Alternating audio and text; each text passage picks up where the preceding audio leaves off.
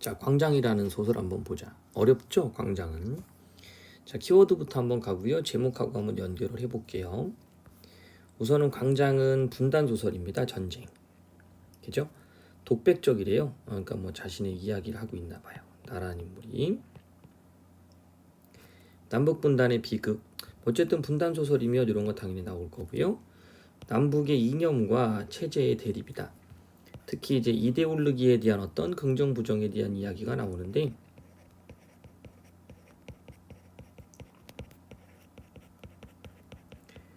장용학의 요한시집이라든지 그 다음에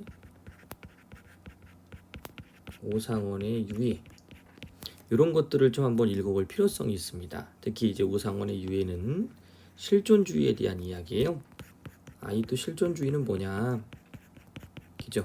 그래서 우리가 이제 이런 용어들을 자꾸 기억해 달라고 하는 이유는 알 겁니다. 고등학생들 같은 경우는 너와 나만의 시간이라는 작품 읽은 사람들은 실존의 문제 찾아볼 수 있을 거고요. 그 다음에 뭐 중학생들의 저학년들 같은 경우는 실존주의를 우선 철학적으로 이해해 주는 게 좋아요. 그래서 우리가 뭐 중2 여름방학에서부터 중3까지 총 80개의 인문, 사회, 과학, 철학 뭐 이런 정보들을 쭉 해가지고 하나씩 나눠주잖아요. 그걸 좀 읽어서 이런 개념들을 익숙하게 해놓는 게 좋을 겁니다. 장용학의 요한시집도 마찬가지예요. 그래서 이데올로기라는 사상, 저는 사상의 대립에 초점을 맞추기 때문에 좀 어렵다. 더군다나 주인공인 나는 철학과 학생이기 때문에 현실의 문제를 철학적인 고민으로 풀어내려고 노력을 많이 합니다. 난이도가 높아요. 자, 핵심 정리 잠깐 볼게요.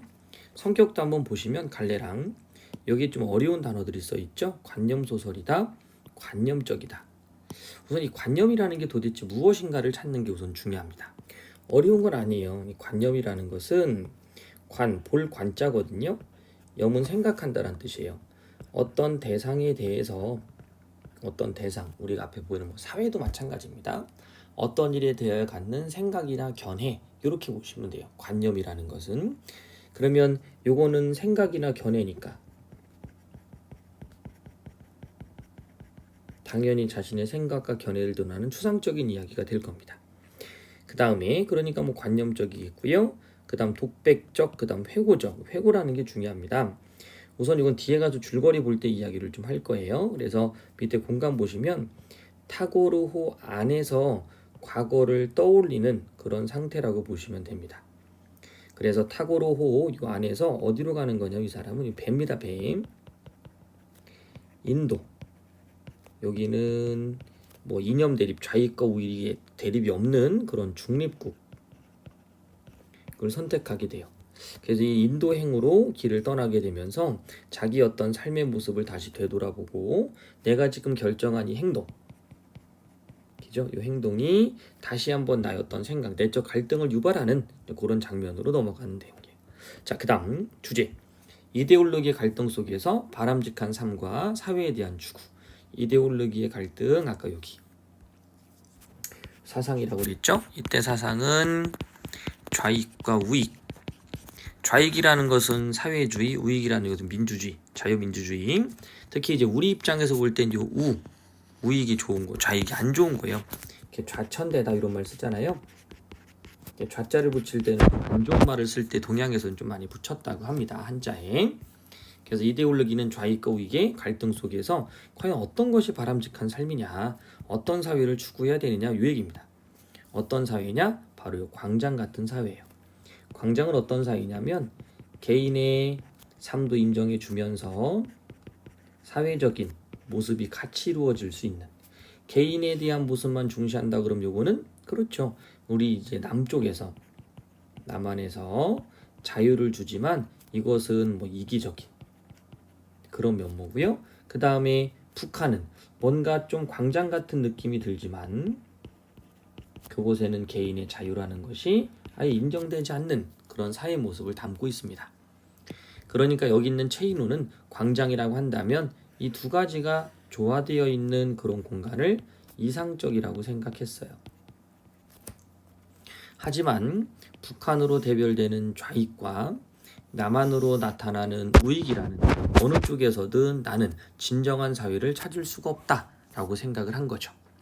그래서 여기 있는 인도 중립국을 선택하게 됩니다. 바로 현실을 도피하는 거죠. 하지만 현실을 도피할 수밖에 없었다라는 이 지식인인 거죠. 나는 괴로움에 빠집니다. 그 내적 갈등을 이제 드러내고 있는 작품이다 라고 보시면 돼요. 자, 그 다음 특징, 상징적 소재, 관념적이다, 주인공을 회상하는 형식이다. 참고를 알아주시고요. 자, 넘어가서 이제 줄거리 한번 보고 이해 감상 갑시다. 줄거리. 해방 후 평범한 대학생이던 명주는 주인공인가 봐요. 월북한 아버지 때문에 기관에 끌려가 고초를 겪고 월북을 결행한다.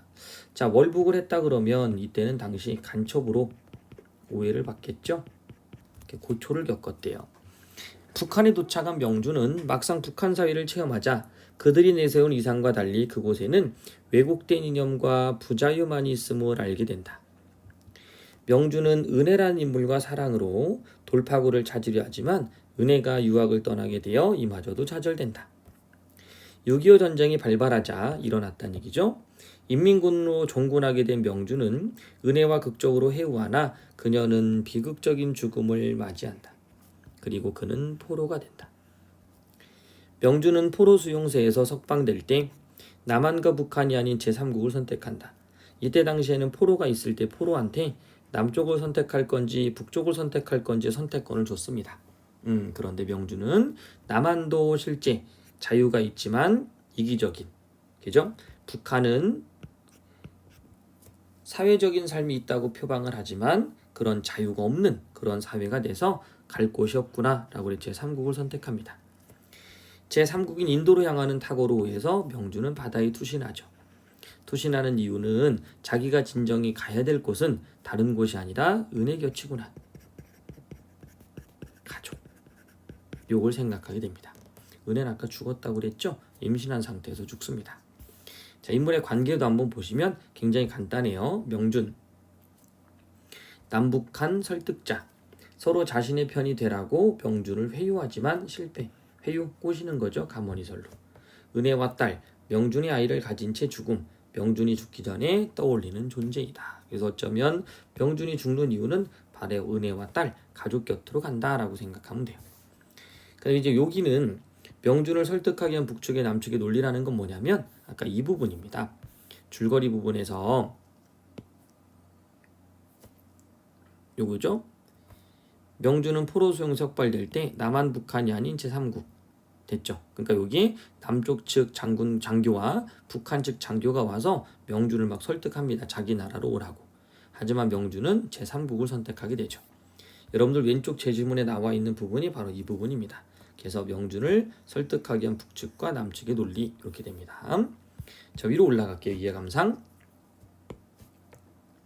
이 작품은 해방 이후부터 6.25 전쟁까지 혼란스러운 시대 속에서 남과 북으로 가며 진정한 삶의 의미를 찾게 노력하는 명준의 모습을 통해 역사와 민족의 문제, 그리고 진정한 인간적 삶의 방향 등에 대해 모색하게 된다.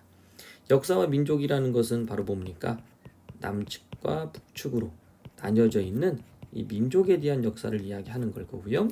진정한 인간의 삶의 방향이라는 것은 이런 어떤 부정적인 삶 속에서 인간은 어떤 선택을 해야 되는지 그것에 대한 실존적 물음을 이야기한다. 자, 소설 작품에도 분단과 이념의 갈등, 개인과 사회의 이상적 관계, 사랑을 통한 인간 구원의 문제 등 묵직하고 심오한 주제를 정면으로 다루고 있다 보니 전체적으로는 관념적인 독백이나 철학적 논쟁이나 추상적인 사색 등이 많이 나타난다. 명주는 남한과 북한 그 어느 곳에서도 진정한 인간의 삶을 충족시킬 수 없다는 생각으로 제3국을 선택하지만 끝내 바다에 투신하고 만다. 작가는 이념 갈등 속에서 결국 좌절하고 마는 한 지식인의 비극을 통해 개인의 자유를 가로막는 이념 대립의 폭력성과 분단 상황의 현실을 비판하고자 한 것이다. 됐죠? 자, 넘어가 볼게요. 부채의 기능이 나오는데요. 이 부채의 기능은 배의 모습이라고 생각을 해주셔도 되고요. 이 배의 모습 속에서 이 부채의 모양과 비슷하다라고 생각을 해주고요. 이 부채의 끝에서부터 이렇게 넘어오면서 현재의 자신의 모습으로 오는 겁니다. 한번 간단하게 읽어볼게요. 부채는 명준의 삶의 과정과 삶의 과정이니까 요거는 과거에서부터 현재 타고로까지 넘어옵니다. 출발은 여기서부터 출발이죠. 그리고 이렇게 넘어가니까 이걸 우리가 회고 이렇게 표현했고요. 남한에서 대학 시절의 부채 끝에 넓은 테두리 부분 여기서부터 출발이네요. 해당하고 북한은 북한으로 월북한 이후의 삶이 중간 부분에 해당한다. 여기요. 전쟁에 참전하고 포로가 된 후에 체제 선택을 강요받던 과정은 체제라는 것은 너 좌익 사회주의 할래? 우익 자유민주주의 할래? 체제 선택을 강요받던 과정은 아래의 좁은 부분 3입니다. 중립국행 배에서의 모습은 사북자리 사에 해당하고요. 전환되는 부분이겠죠. 이후 명준의 죽음은 사북자리 아래 5에 해당한다. 바다에 뛰어드는 겁니다. 1, 3의 과정은 명준의 삶의 광장이 점점 줄어들고 있음을 보여준다. 넓은 거잖아요. 그죠? 결국 사의 사북자리는 한계적 상황에 이르게 되는 것이다. 여기요. 참 좁죠. 명준은 이 사북자리에서 과거의 모든 삶을 지운 채 체념적인 삶을 살고자 하기도 했으나 도피. 결국 자살이라는 비극적 선택을 하게 된다. 됐습니까? 자, 광장과 밀실의 의미를 좀 알아두셔야 되는데요. 요거는 밑에 걸 한번 보고 올라올게요. 아까 자살한 거. 전쟁의 포로가 된 명준은 남북한 체제를 선택하는 과정에서 중립북행을 결심한다. 이는 남한 북한 어느 사회에도 자신이 바라는 진정한 사회 모습이 아님을 알게 된 후 내린 절망적인 인식의 결과이다. 갈 곳이 없다는 거예요. 남쪽도 안식처가 되지 못하고 북쪽도 안식처가 되지 못해. 이유는 내가 생각했던 이상적 사회는 아까 뭐라고 그랬죠? 그렇죠. 이 이상적 사회라는 것은 광장과 밀실이 함께 있는 그런 광장입니다. 됐나요? 자, 중립북으로 가는 배 위에서 명준은 죽은 은혜와 딸로 상징되는 갈매기를 보고 투신 자살한다. 이는 현실 어디에도 자신이 살고자 하는 나오죠? 현실 어디에도 자신이 살고자 하는 이상적 사회가 없음을 깨달은 결과이다.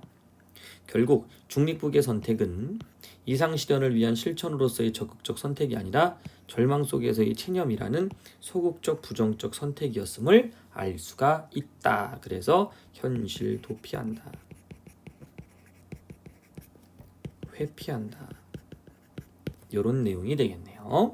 자, 올라갑니다. 광장과 밀실의 의미와 현실 관계.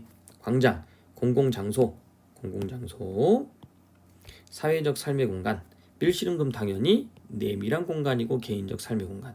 내밀하다는 건 감춰져 있는, 얘는 공공, 겉으로 나타나 있는 내밀 공공. 자, 그 다음 공동의 이념을 추구하면서 바람직한 사회를 건설하고 개인의 삶의 행복을 추구하고 사랑을 나누며 자신의 역량을 키우는, 어떻게 본다면 개인적인 공간인 거죠. 그죠? 그래서 요약을 한다면 개인, 내밀한 공간이고 광장은 공공. 됐죠? 사회를 건설하는 거. 자, 그래서 광장이라는 걸 보니까 북한의 현실은 모든 의사결정이 사회적 소통을 통해 이루어지지만 개인의 자유는 부재하다. 밀실이 없는 거죠. 자, 밀실인 남한은 그럼 어떻게 될까요? 겉으로는 자유가 넘치는 듯하나 사회적 소통이 결여되어 있다. 두 가지가 함께 뭐 돼야 돼요? 광장과 밀실이 조화롭게 공존하는 사회, 바로 요렇게 또 쓸 수 있어요. 진정한 광장. 이렇게 됐어요. 자, 오케이. 자, 이런 식으로 본다면 여기 나와 있는 광장의 내용이 좀 눈에 들어올 것 같아요. 자, 이렇게 해서 첫 번째 우리가 배경을 한번 살펴보는 광장의 의미를 한번 봤고요. 본문으로 들어가서 이제 내용 정리를 한번 해보도록 합시다.